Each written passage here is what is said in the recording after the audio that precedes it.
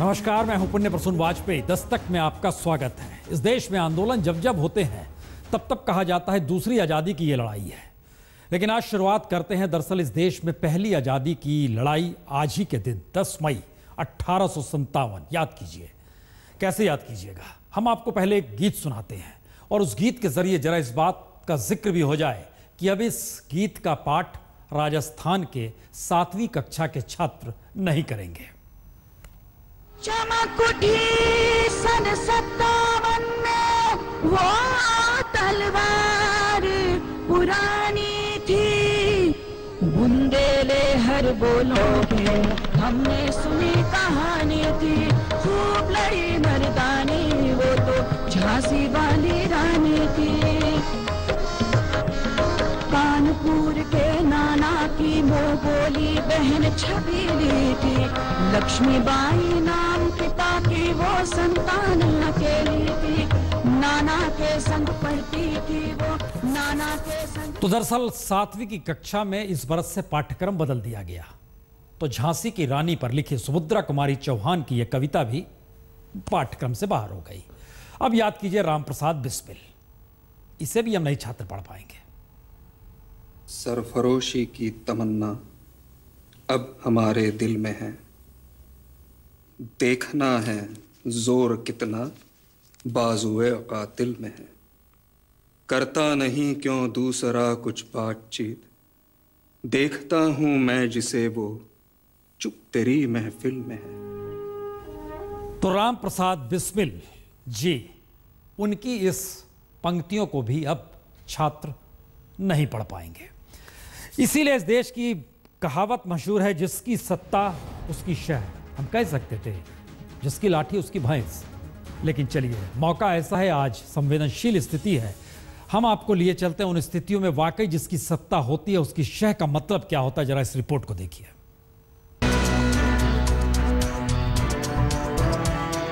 अकबर, नेहरू, कबीर, राम प्रसाद बिस्मिल, सुमित्रा नंदन पंत, सूर्यकांत त्रिपाठी निराला, शिवमंगल सिंह सुमन, सुभद्रा कुमारी चौहान जी, इनमें से कौन सा ऐसा शख्स है जिसे आप नहीं जानते, या फिर आपको लगता है कि आपके बच्चों को यह नहीं जानना चाहिए कि उन्होंने क्या किया? जाहिर है ये ऐसे सवाल हैं, या फिर ये सवाल ही अपने आप में सवाल है कि अकबर, नेहरू, कबीर या राम प्रसाद बिस्मिल को आने वाली पीढ़ियां नहीं जाने, या फिर पंत, निराला, शिवमंगल सिंह सुमन या सुभद्रा कुमारी चौहान की कविताएं कोई ना पढ़ना चाहे। लेकिन सियासत की बिसात पर कौन सा नाम कब पैदा हो जाए और कौन सा चेहरा वजीर लगने लगे, यह भी कोई नहीं जानता।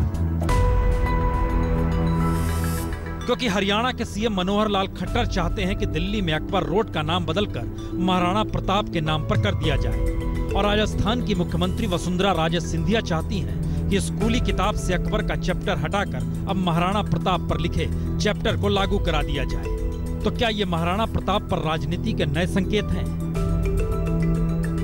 लेकिन सवाल सिर्फ महाराणा प्रताप का नहीं, सवाल तो स्कूली किताब और बच्चों को मिलने वाली शिक्षा को लेकर राजस्थान में जिस तरीके से पाठ्यक्रम बदले जा रहे हैं उसका हो चला है। क्योंकि राजस्थान में स्कूली किताब से नेहरू भी नदारत हैं और बिस्मिल भी। जिन नामों को लाया गया है वो अपने आप में सवाल खड़ा करते हैं, और ये नाम आपकी स्क्रीन पर है। दिलचस्प है, कबीरदास ने कभी कहा था, ना काहू से दोस्ती ना काहू से बैर। लेकिन राजस्थान में नया सिलेबस तैयार हुआ तो कबीरदास को भी बाहर का रास्ता दिखा दिया गया। इस फहरिस्त में 6ठी, 7वीं, 8वीं जी, जिन किताबों में परिवर्तन किया गया, जिन नामों को हटा दिया गया और जो नाम नए ले आए गए, वो सब कुछ सामने है। लेकिन विवाद ना तो सूर्यकांत त्रिपाठी निराला के नाम पर हटने पर है और ना ही बिस्मिल के नाम पर। अलबत्ता नेहरू का नाम हटा तो राजनीति शुरू होनी थी और शुरू हो गई।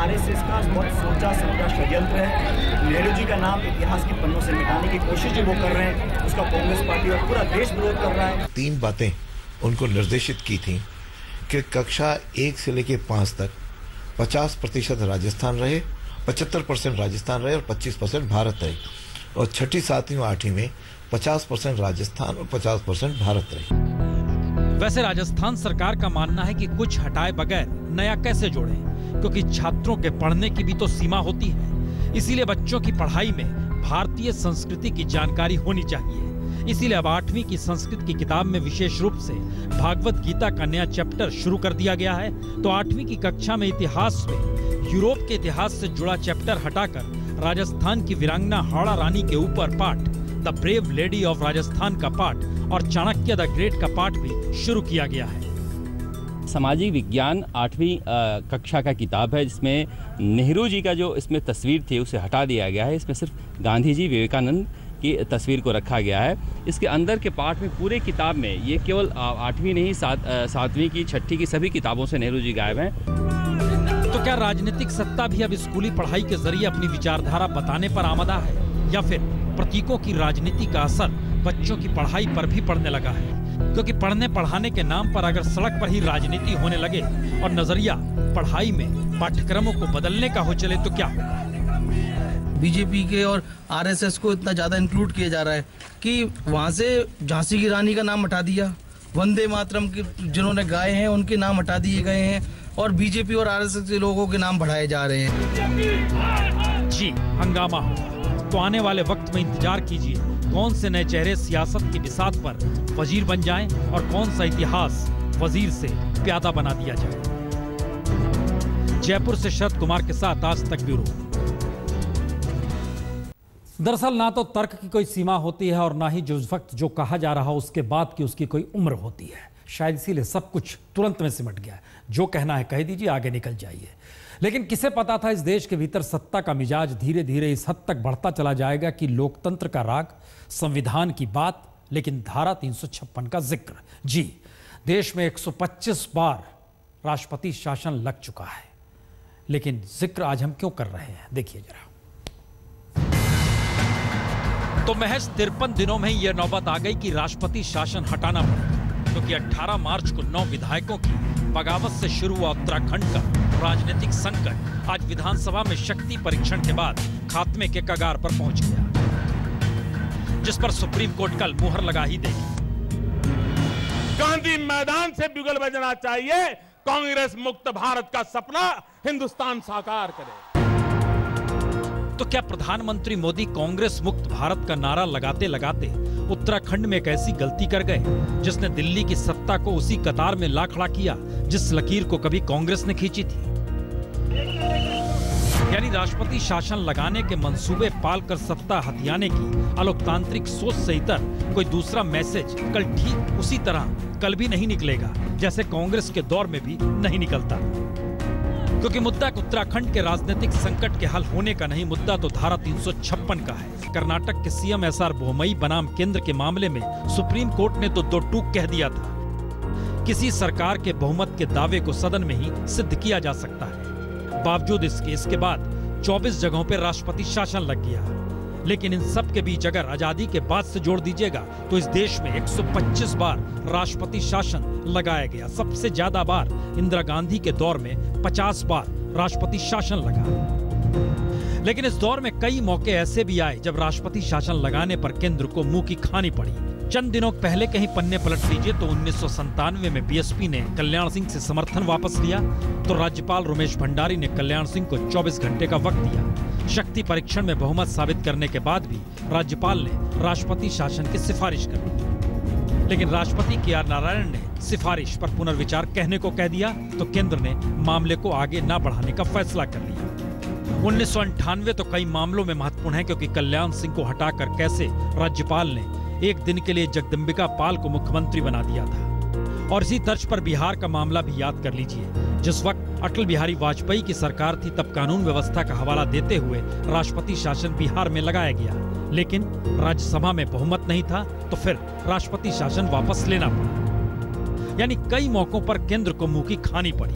और उत्तराखंड मामले में भी क्या कहें ऐसा ही हुआ, क्योंकि बीजेपी ने पूरी कोशिश की थी कि फ्लोर टेस्ट की नौबत ना आए, लेकिन सुप्रीम कोर्ट के आगे केंद्र को मजबूरन झुकना पड़ा और फ्लोर टेस्ट हुआ तो बाजी कांग्रेस के हाथ में दिख रही है। यूं फैसला कल होगा, लेकिन मुस्कुराते हरीश रावत संकेत आज ही दे गए। उत्तराखंड को अपने ढंग से एक नई शुरुआत का मौका दीजिए।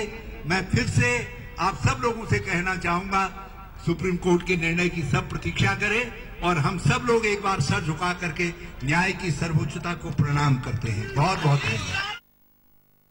सत्ता का गरूर कोई मौजूदा वक्त का सच भर नहीं है। इस देश के भीतर का सच तो आज़ादी के बाद से सत्ता के गरूर के साथ जुड़ता चला गया।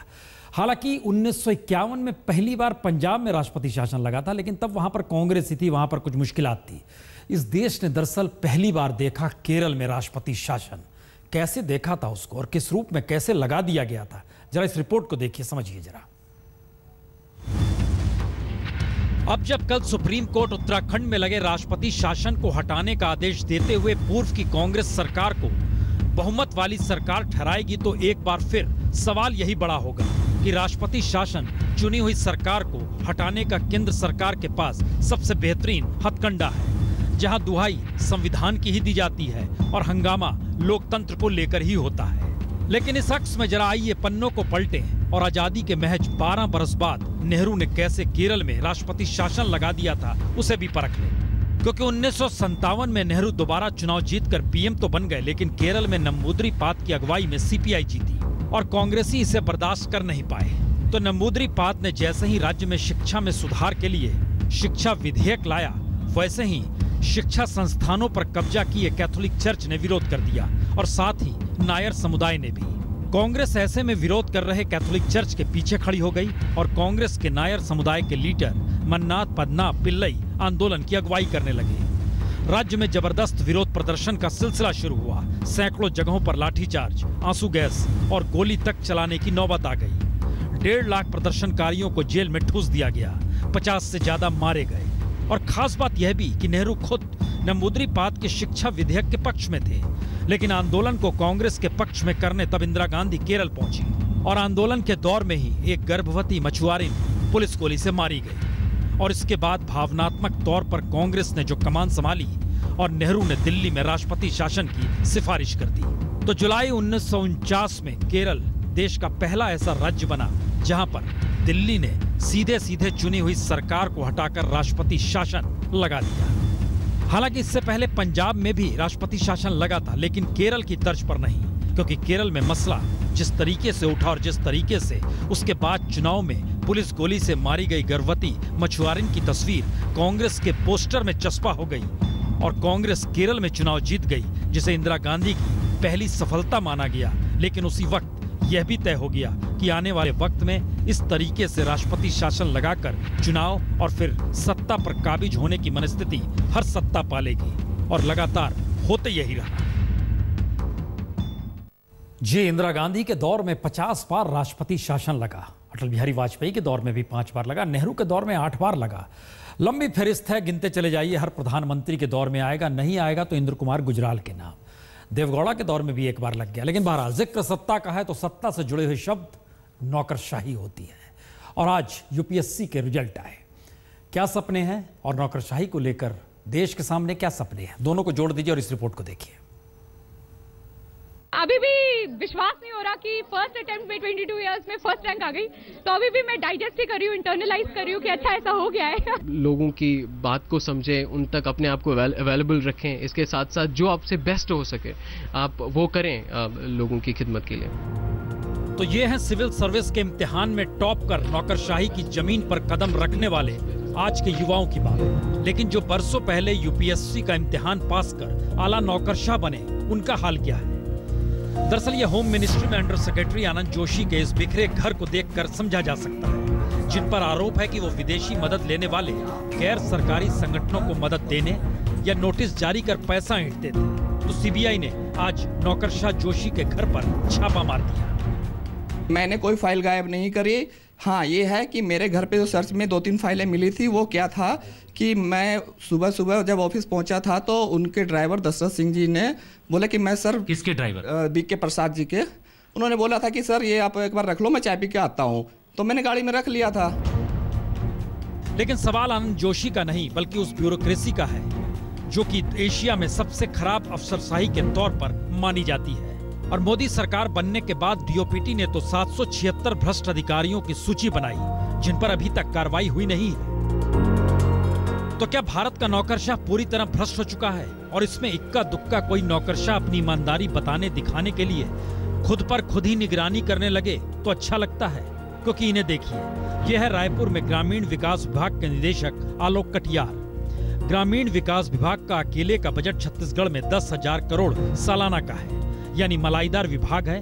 और काम कराने वाले पैसा लेकर पहुंचते हैं तो आलोक कटियार ने पारदर्शिता बरतने के लिए खुद को सीसीटीवी की जद में ला दिया, यानी वो अपने कैबिन में क्या कर रहे हैं ये हर कोई देख सकता है। इसलिए लगाया है कि ताकि हमारे जो क्रियाकलाप है, हमारी गतिविधियां हैं, हमारे जो हम बैठ के यहाँ जो कुछ निर्णय लेते हैं उसका सब लोगों को दिखाई दे और उसमें पूर्णतः पारदर्शिता रहे, लोगों को पता चले कि हमने किन लोगों से मिले, हम किन लोगों से हमने निर्णय लिए, जिनके लिए पारदर्शितापूर्ण कार्य प्रणाली को लेकर ये सीसीटीवी सिस्टम सुर्खियों में है। लेकिन छत्तीसगढ़ सरकार के कई ऐसे डिपार्टमेंट हैं जहां ट्रांसपेरेंसी का दूर दूर तक नामो निशान नहीं है।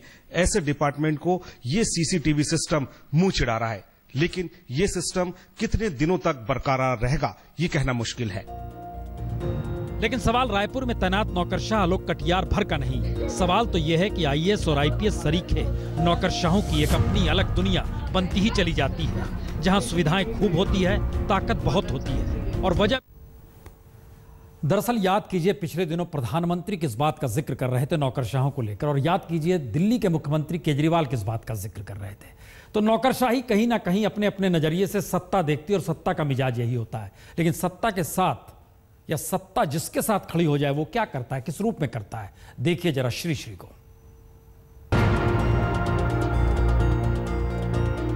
याद कीजिए, यमुना के तट पर 11 से 13 मार्च को रविशंकर के भव्य कार्यक्रम में यमुना तट को जो जबरदस्त नुकसान पहुंचा वो अलग, और उस पर एनजीटी ने 5 करोड़ का जुर्माना लगाया वो अलग।